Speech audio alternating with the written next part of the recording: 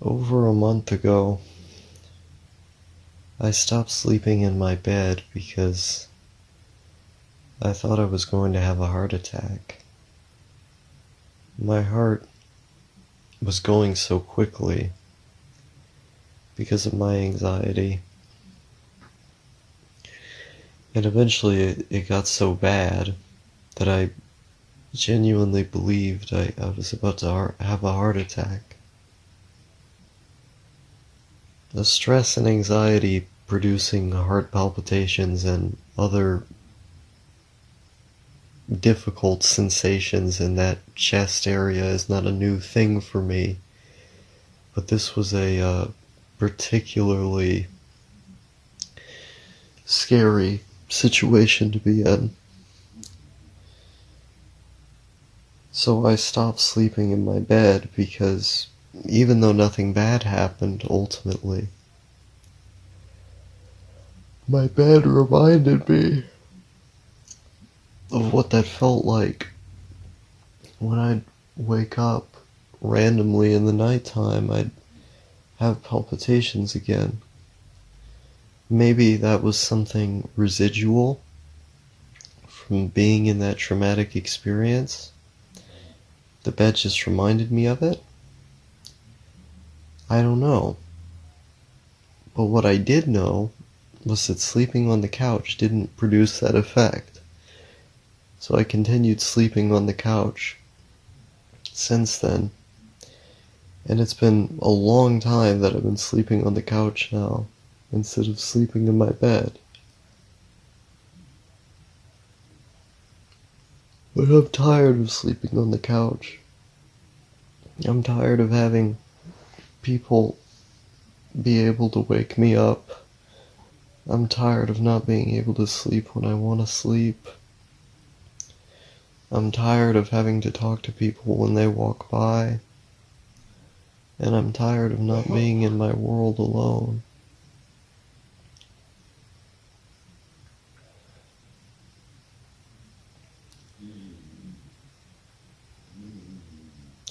I don't think other people really understand what it feels like to feel like being around other people in a physical sense. When you're this depressed can feel like a prison. Because I can handle it when my mood is normal. But my mood hasn't been normal for over a month now. I haven't been able to enjoy any of the things that I normally enjoy. I've been trying as hard as I possibly can to make videos. And with most attempts, I am constantly stuttering, having to repeat sentences.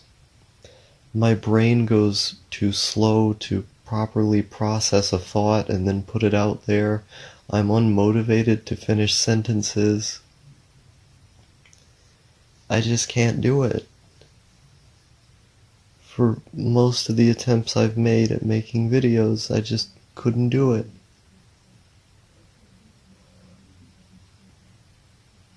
The few videos you have seen are the successful attempts, and even those I don't think are as good as what I could be doing. But those are the glimmers into good feelings that I can possibly have. You know, those are the decent days. The few good days that I have is when I made those videos. And the subject of those videos is usually at least somewhat in relation to how bad I've been feeling.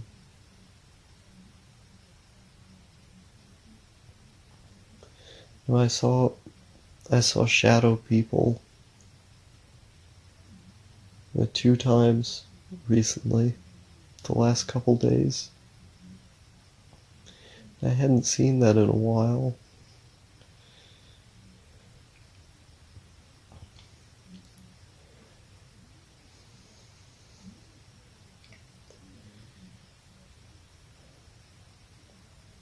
I've been trying to do things that I normally enjoy. I haven't been able to do anything I normally enjoy. I've just been crying.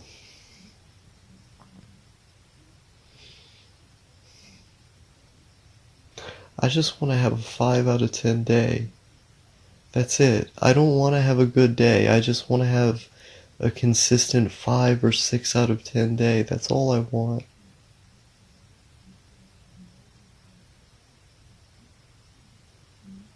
I don't want my days to be good. I just want to experience what everybody else experiences. I don't want to...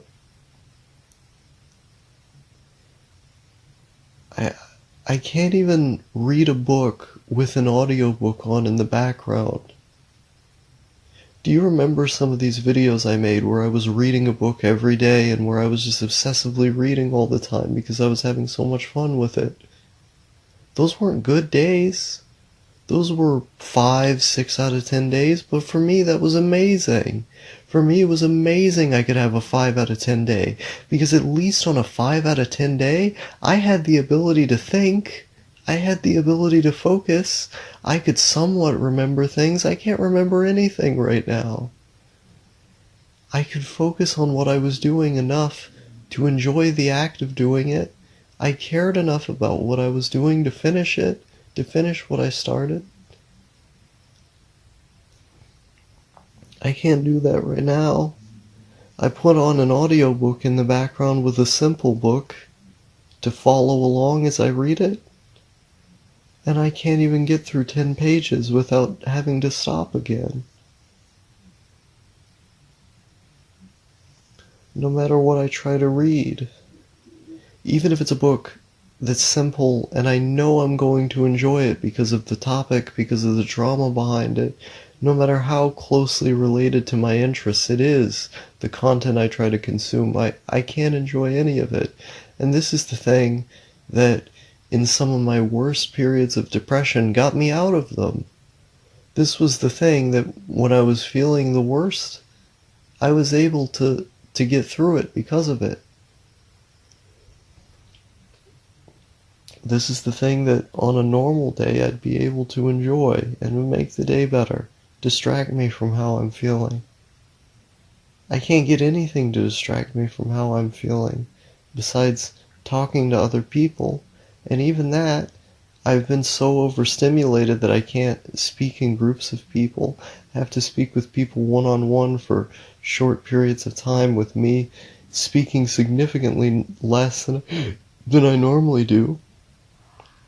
I've been a lot quieter in every interaction that I've had, and I've had to muster up energy just to have those interactions.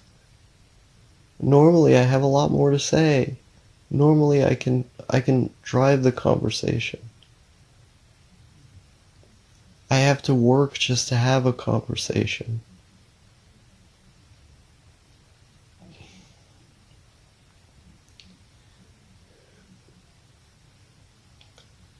I fucking hate the month of August, man. The month of August is always terrible. I have a theory. I have a theory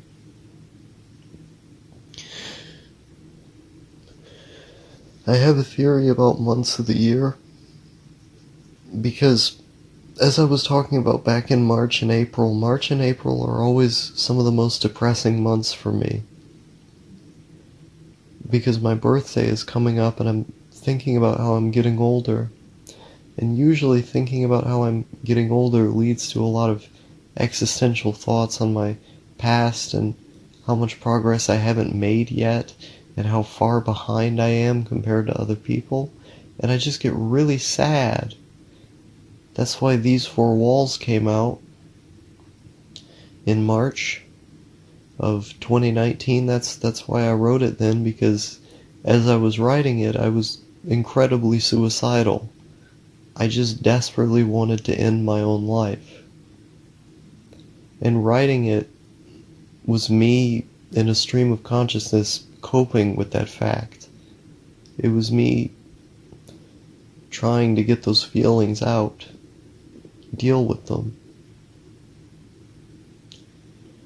The audio to that video, Understood, which you might have seen, I was pretty proud of how I edited that video. It was recorded in 2017. Wait, no, it was recorded in 2018. What am I talking about? No, it was recorded in 2018.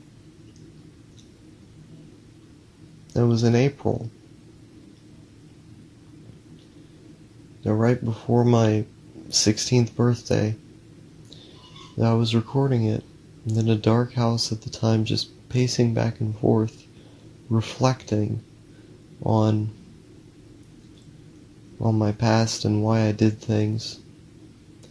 I recorded another video that same day called Being an Archive, which was released before the audio that Made Up Understood was ultimately released.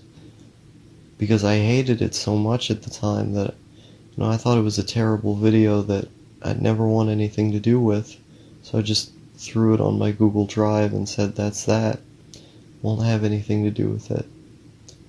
It was only 2 years later that I stumbled upon it by accident and thought I could make something artistic out of it, that the skeleton for the video, the audio, wasn't that bad at all.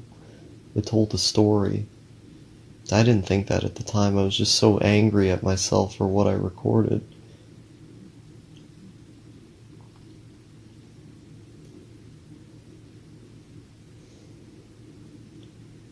Now, when I wrote These Four Walls and I read back on it, the first time I hated it after I read it. I had to ask my girlfriend at the time. I had to ask her. I had to ask her if it was good. And she liked it.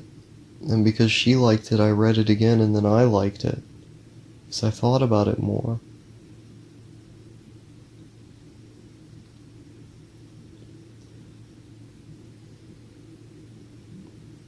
But I hated it after I wrote it.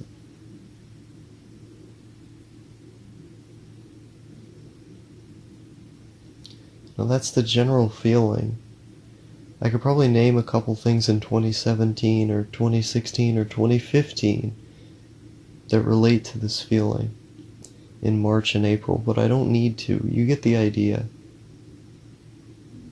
A big self-hatred feels, lots of introspection, lots of feelings of inadequacy.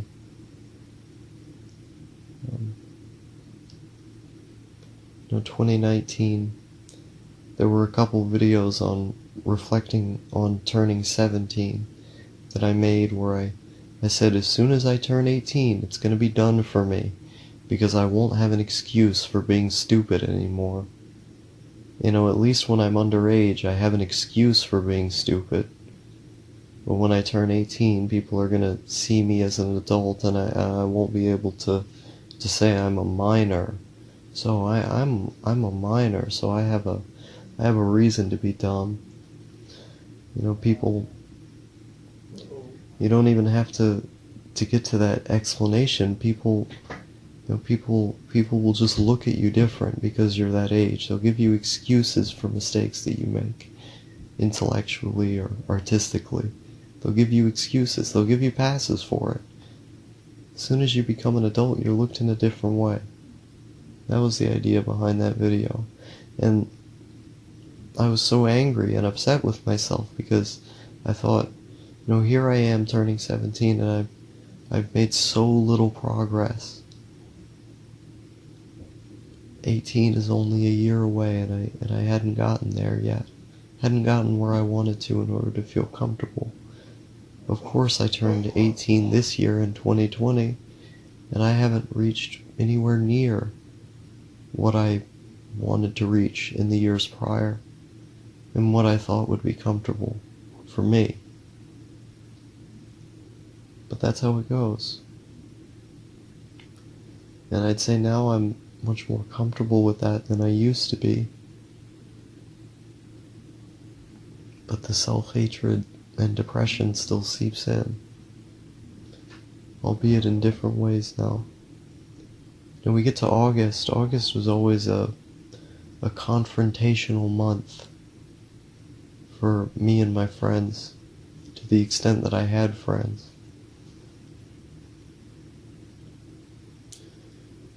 I always started something in August. In 2019, I was so upset and depressed that I started beef with No Thank You in August. And we ended up working it out later on. I want to say in November. Yeah, because he and I talked a lot in December. I think, yeah, things were worked out in November-ish, around there. But no, August was a really tough month. Now in 2018, August was the month that I had a lot of friendships get cut off. Fundamental friendships that were deeply, deeply important to me. Ties severed, these kind of things. 2017, I had massive arguments with my best friend that almost led to us not talking to one another. Like, he just hated me at the time. He was just mad at me all the time in August. And I was being driven insane by the circumstances I was in and by the situation as a whole. It didn't really have anything to do with him. I was just taking out how I was feeling on him. I was so tired of being depressed and of the situation that I was in, circumstantially speaking, that I had a kind of funny suicide attempt that didn't ultimately go anywhere.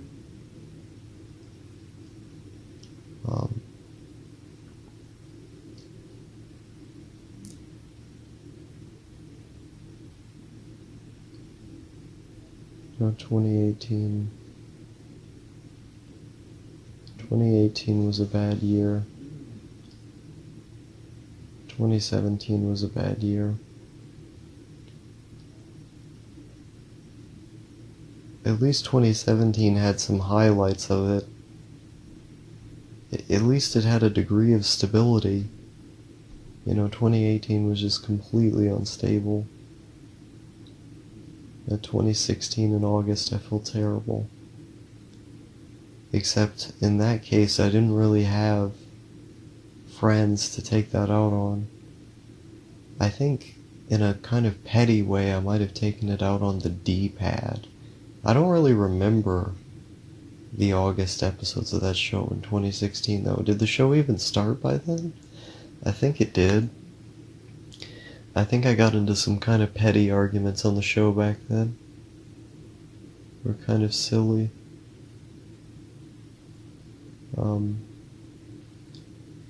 No, I felt really unstable in August that year, too. I think I might have gotten into some things on, like, Facebook? I think I might have... No, I abandoned Facebook by then, didn't I? Yeah.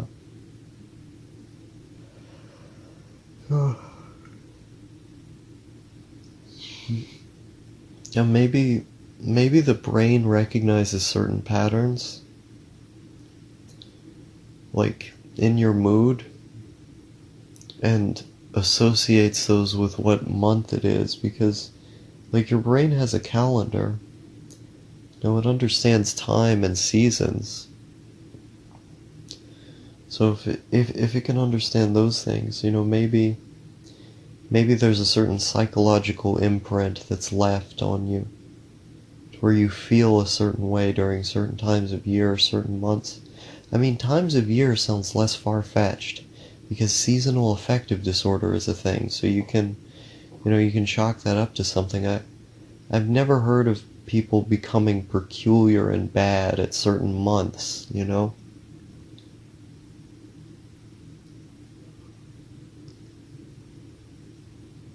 December tends to be one of my best months, because in December I'm reflecting on the year ending. I'm getting excited for some new project that I'm going to begin the year with, making resolutions, trying to get the last projects out for the year that will in some way cap off and encompass what that year meant. In 2019 in December I released Laundromats Are Cool, and that was meant to be like the last hurrah of the year. The thing that capped everything off and made it to where we can say, yeah, we're going into the next year with excitement, and ending this one with a bang. That was great.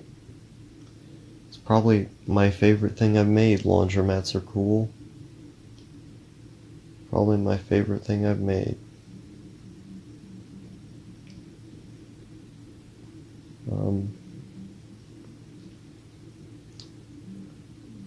December's a good month.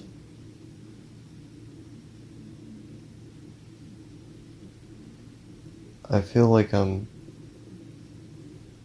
just going to hide myself in this room until September ends.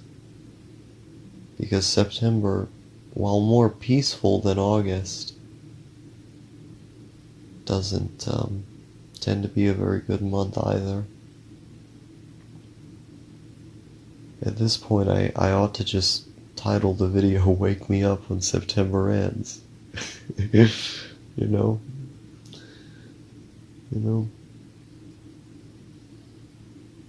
I don't know if there's a real link between these months, but it's a pattern that I notice.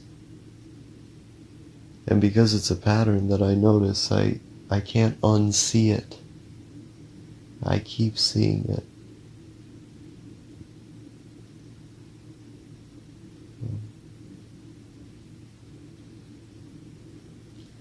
I haven't taken out my feelings on any of my friends this year. And I think that's progress. Because I recognize it when it's about to happen. I see myself when I'm about to blow up at somebody. Except I don't even have the capacity to blow up at someone anymore. I don't have the energy for it. Back in the day I had the energy to do all of these things. I can't care. I can't care enough to yell at somebody. I can't care enough to sever a tie, ruin a friendship. I can't care enough to get into an argument. But I have the urge to say something that gets under somebody's skin, or I have the urge to say something confrontational. I just don't do it.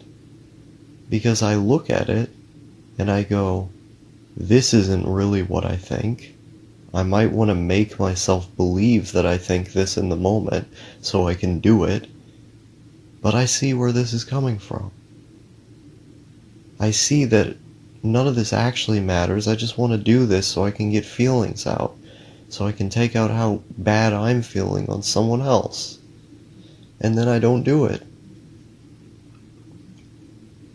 I lay back down and feel bad again. Except more peaceful than I would have all those other years, Less irritating to the people around me. Instead, I'm just quiet around them. Non-confrontational. Boring. But the feelings are there. I just happen to know what to do with them now, whereas I didn't before.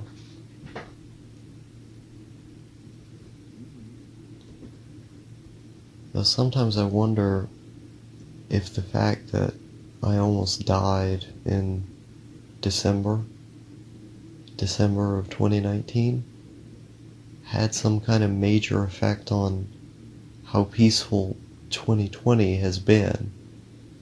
Because I've started mimetically referring to 2020 as the year of peace for me. Because from January onward, I've had very little in the way of conflict. I haven't really cared.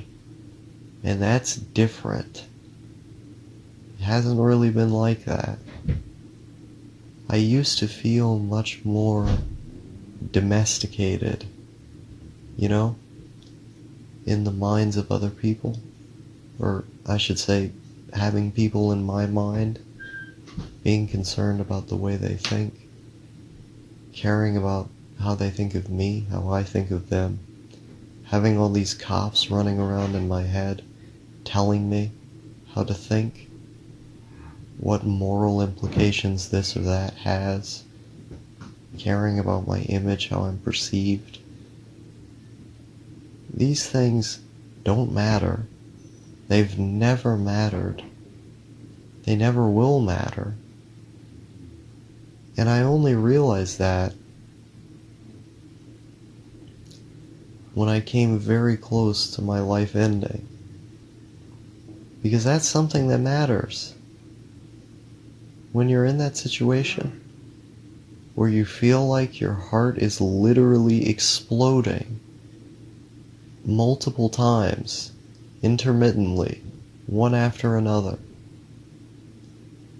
when you're so uncoordinated and dizzy that you have the sensation that the visual space surrounding you is doubling multiple times over with varying degrees of transparency, while you're hearing the sounds of police sirens and other loud noises shot through your head, through your ears, but you lack the coherent understanding of the world around you to properly interpret those things, outside of just immense fear and confusion. But you somehow have enough of an inner dialogue to, as you're throwing up, laying on the floor, now suddenly unable to move off of the floor from your position of laying down, able to talk yourself out of what's happening. Not to talk yourself out of dying, of course, but to make peace with it. And you're able to accept slowly what's about to happen as it's happening. Now, as I felt my heart continually palpitating, again with the feeling of explosiveness of a bomb going off at an insane, rapid degree, as it was slowing down, as I was drifting off to sleep, or at least my perception of it was slowing down, as my perception of everything else was, I was met with an immense sense of calmness. The fear was still present, the pain was still present, but I accepted it.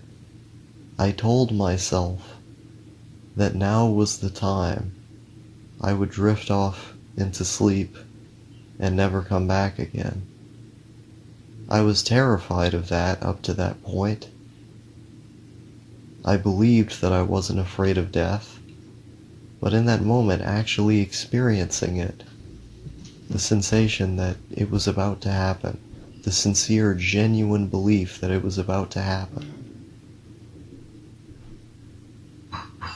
you sort of make peace with it. You have to make peace with it to make the ride on into the end easier. I ended up waking up later on, and when I did, I gasped for air. It's kind of cliche, isn't it? You get the image in the movie of the guy, he wakes up from being unconscious and he gasps for air. There was a certain delay to it. Or maybe I did that to be cinematic.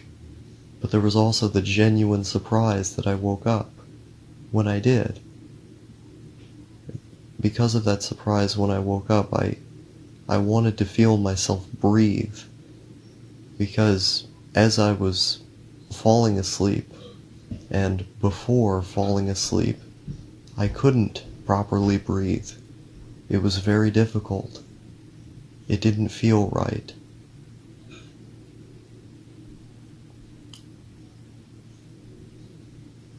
I think that experience had an effect on me.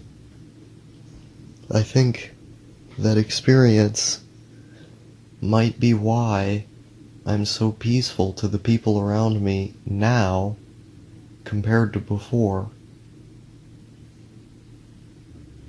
because I understand how meaningless all of these arguments and pursuits are in comparison to a moment like that, in comparison to the very real sense that your life is about to end, and the fact that that's okay. I haven't felt the same ever since that happened. And the more that I think about it, that's probably for the better.